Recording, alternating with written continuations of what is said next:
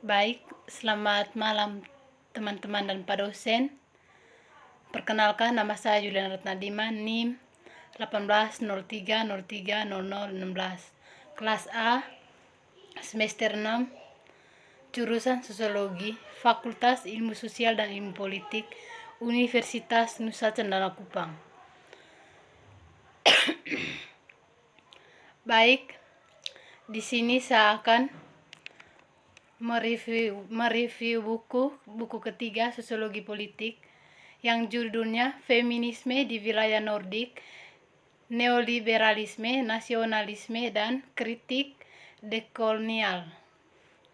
Baik, di sini saya akan menjelaskan feminisme di wilayah Nordik, neoliberalisme, nasionalisme, dan kritik dekolonial. Lanskap politik gender Nordik telah berubah secara dramatis dari tahun 1930-an. Pelembagaan bagian-bagian dari gerakan feminis dan perempuan, gerakan di negara-negara Nordik, dan secara global telah menjadi sentral pertanyaan seputar strategi kerjasama yang relevan, risiko, kopta, dan apa bentuk perlawanan terhadap negara dan organisasi internasional harus diprioritaskan oleh politik dan penelitian feminis. Topik tentang seksualitas, etnis, ras, kewarganegaraan, dan agama ada pindah dari periferal ke gerakan feminis menjadi di pusat politik. Ini telah mengubah lanskap politik di wilayah Nordik. Aktivis antirasis, queer, dan transgender telah mengungkapkan kebutuhan untuk memikirkan kembali gender, ras, dan politik seksual. Politik gender mengenai perawatan, kekuasaan, dan sumber daya perlu dirumuskan kembali untuk dipertimbangkan lebih hati-hati persimpangan dengan berbagai sumbu ketidaksetaraan. Perempuan kontekstualisasi di wilayah Nordik. Feminisme dalam Legion Nordik dan Beyond. Banyak pertanyaan yang kami diskusikan di jaringan tidak unik untuk wilayah Nordik. Misalnya, sulit untuk mengklaim politik penghematan itu akibat dari krisis ekonomi 2008 memperkuat neoliberalisme, dan tren populisme dan nasionalisme yang meningkat adalah fenomena Nordik yang khas. Kami mengakui perlawanan terhadap feminisme di wilayah Nordik saat ini yang sepadan dengan belahan dunia lainnya. Graf dan kawan-kawan terlibat dalam diskusi tentang peran pemahaman budaya gender dan seksualitas sebagaimana diartikulasikan oleh hak global.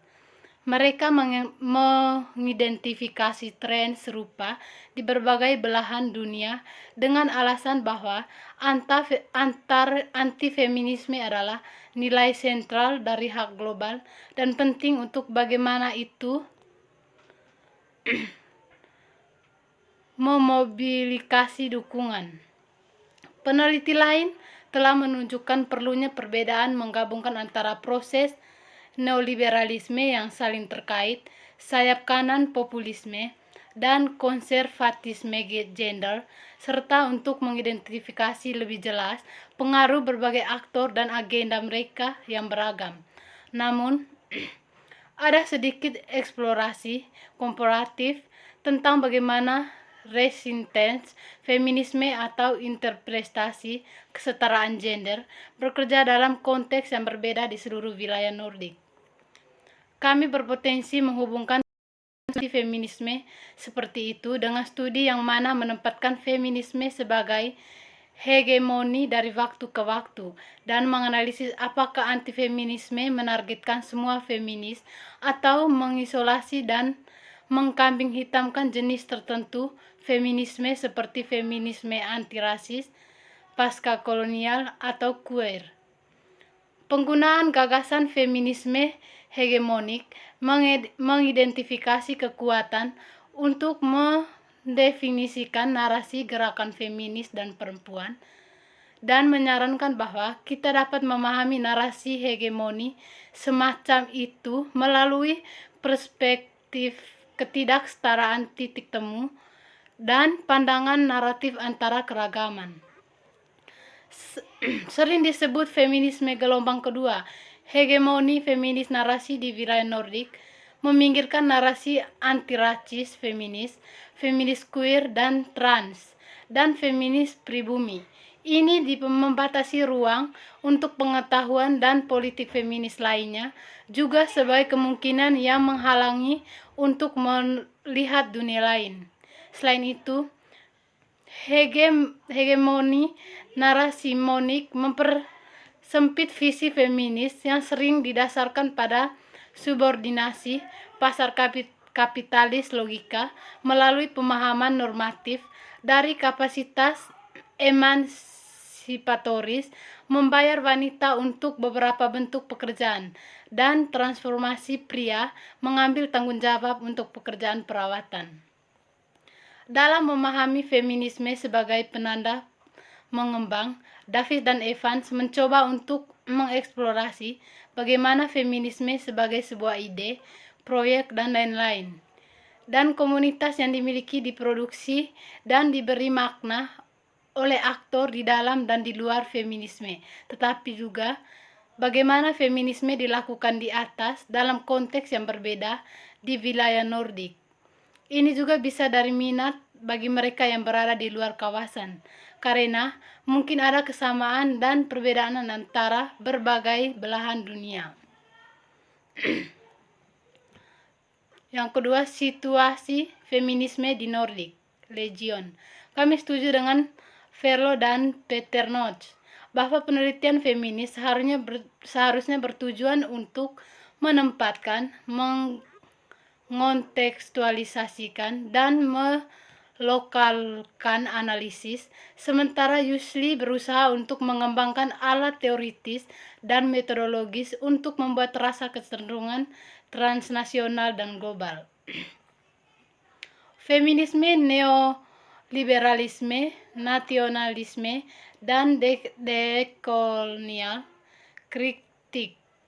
Rezim kesejahteraan Nordik telah mengalami banyak perubahan dekade terakhir sebagai akibat dari kebijakan neoliberal dan sampai batas tertentu tindakan penghematan. Negara kesejahteraan dan masa depan adalah feminis sentral. Pertanyaan karena banyaknya perempuan yang bekerja di sektor publik dan redistribusi kekayaan dan perawatan yang telah diberikannya.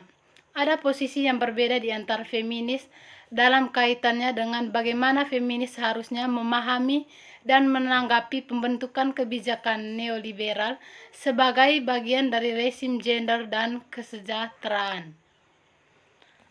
Kami berpendapat bahwa kelompok bahan kimia yang berbeda, para needs, memberikan makna yang beragam dan bahkan antagonis terhadap krisis Nordik, model gender, dan kesejahteraan yang dibahas lebih lanjut dalam buku ini. Neoliberalisme adalah konsep yang diperdebatkan para sarjana menggunakan ontologi dengan berbagai cara. Beberapa dari mereka tidak menggunakannya sama sekali atau membatasi bagaimana dan kapan digunakan, karena mereka menganggap istilah tersebut telah kehilangan kekuatan sebagai alat analisis. Pemahaman kita tentang neoliberalisme menjembatani bidang-bidang tersebut, ekonomi, politik, dan studi budaya, misalnya Gill dan Scraf. Di wilayah Nordik, spesifik dan kuat pergeseran ideologis telah diidentifikasi dalam wacana publik dari memprioritaskan gagasan tentang solidaritas dan hak untuk mendorong oposisi binor antara warga negara yang berhasil produktif dan mereka yang diidentifikasi sebagai beban untuk negara kesejahteraan. Inti dari transformasi ini adalah penurunan radikal dalam kemampuan redistributif negara, kelas, dan ketidaksetaraan telah meningkat dengan cara yang mendalam. Etnonasionalis memberikan penjelasan tentang krisis kesejahteraan negara yang menjauh dari kebijakan neoliberal yang mereka dukung menuju pembangunan migran sebagai ancaman bagi bangsa. Gender atau lebih tepatnya biner, kesetaraan gender memainkan peran penting dalam artikulasi ini, fundamental untuk konstruksi definisi tidak hanya homogeni negara bangsa Nordik, tetapi juga homogeni gerakan perempuan dengan agenda dan tuntutan serupa. Ini muncul suara feminis telah mengidentifikasi pemisahan kesetaraan gender dan dari feminisme yang memungkinkan untuk mendukung kesetaraan gender baik dalam neoliberal dan etnonasionalis. Sementara pada saat yang sama melawan feminisme sebagai proyek transnasional dari keadilan sosial. Feminisme di daerah Nordik, tujuan untuk memberikan kontribusi orisinal adalah mempelajari persimpangan antara feminisme, neoliberalisme, dan etnonasionalisme. Inti dari 10 Sions adalah debat publik tentang hubungan antara kesetaraan gender dan multikulturalisme, dan tentang hak-hak perempuan dan penghormatan terhadap penyelam budaya Siti. Untuk memahami kebangkitan pesat populisme, sayap kanan dan kampanye online anti-imigrasi yang semakin agresif yang memanfaatkan tentang nasionalisme dikontekstualisasikan dalam sejarah panjang hubungan kekuasaan rasial dan kolonial tertanam dalam masyarakat Nordik. Akibatnya, perhatian kontribusi kedua hubungan ini, kami membuat hubungan antara antirasisme dan dekolonising, kritik terhadap feminisme, serta mengaitkan perjuangan migran dan pengungsi bagi para aktivis pribumi, mendapatkan mereka di pandangan perubahan bentuk hegemoni feminisme di seluruh wilayah. Feminisme Traubles lebih gender ekualitas, welfare, dan solidarity. Dengan cara yang berbeda, ini berlanjut eksplorasi kontroversi seputar politik, inklusi, dan eksklusi dalam kaitannya dengan feminisme di wilayah Nordik sambil menempatkan neoliberalisme, nasionalisme, dan kritik dekolonial menjadi agenda saat berdiskusi strategi feminisme untuk masa depan. Feminist Politics of Solidarity dan HAP, metafora, konsep atau wacana wanita, wanita atau gender, negara kesejahteraan ramah telah menunjukkan bentuk kesuksesan feminis sejak mereka menyiratkan bahwa kolaborasi telah menghasilkan kesetaraan gender yang tinggal. Sarjana dan aktivis feminis seperti yang ditunjukkan di saat yang sama merasa ambigu tentang kedalaman analitis di balik gender. Keramahan feminis paksa kolonial, antirasis, dan bahwa negara bangsa Nordik adalah dunia juara dalam hal kesetaraan gender, demokratisasi, dan egalitarianisme, sekaligus mengaku bebas dari sejarah imperialisme dan kolonialisme di Eropa telah mempengaruhi formasi identitas nasional. Feminis Traubles lebih gender ekualitas, welfare, dan solidarity.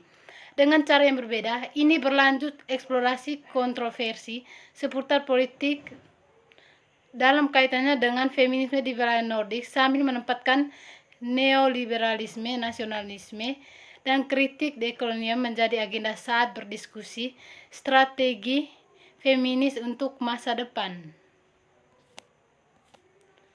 Terakhir, decolonizing feminisme di Nordic Legion, bangunan tentang feminisme kulit hitam, perspektif dekolonial, dan feminisme asli, The Contributor memberikan penyelidikan menyeluruh tentang kolonialitas, pengetahuan tepi, dan kekuatan seperti yang terjadi di wilayah Nordik dengan spesifiknya sejarah kolonial dan hubungan rasial. Sekian dan terima kasih.